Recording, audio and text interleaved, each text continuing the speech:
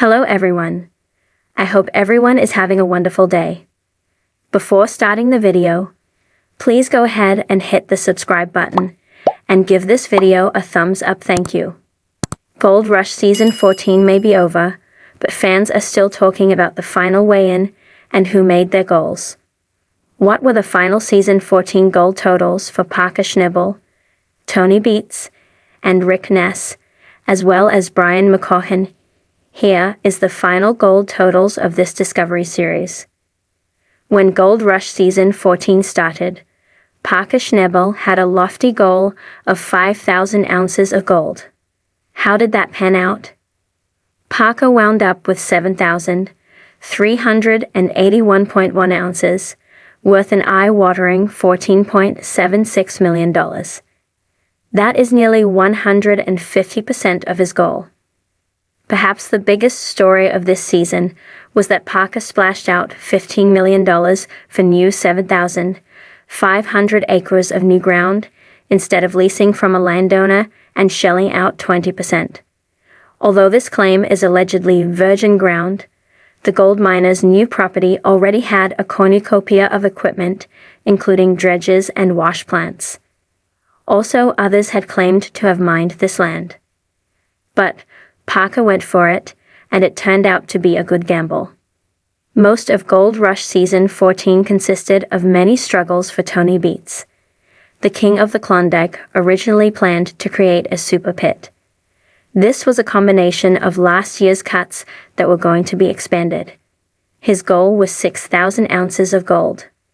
But his final total was 3,053.52 ounces, worth $6.11 million. What happened? It turns out that Kevin Beats had other plans.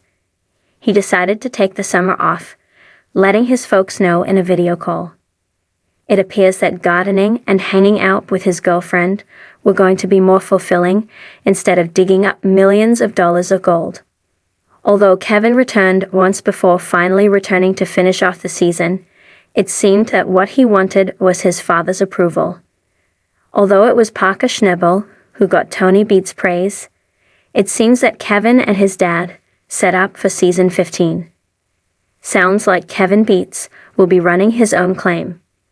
The big story of Gold Rush Season 14 was that Rick Ness was back. Moreover, fans learned why he was gone for 1 year, and it was not just because of seasonal affective disorder, SAD. Early on, Rick reveals to Z that he dealt with a cocaine problem. He never dealt with the death of his mom as she should. Therefore, he found himself in the throes of depression and finding comfort in some seriously bad vices. Now, Rick was back and seeking redemption. Although he had Paca unwavering support, Ness had a lot of work to do.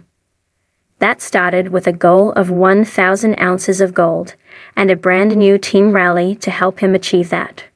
Rick wound up putting together a ragtag team with a final total of 1,125.67 ounces, worth $2.25 million. However, just recently, it looked like Rick has had some sort of relapse of his vices thanks to a social media post by his ex-fiancée, Lise M. Airy. Lastly, Brian McCaughan and his family wound up with a nice total. They weighed up 1,565 ounces for a value of $3.13 million. Although the cameras were not on this team for a good portion of the season, they still managed to beat out Team Rally in the end. Gold Rush fans, what do you think of this season? What do you want to see in Season 15? Georgia Macatello has several decades of writing experience, including travel writing, tech writing, art history analysis, and now entertainment writing.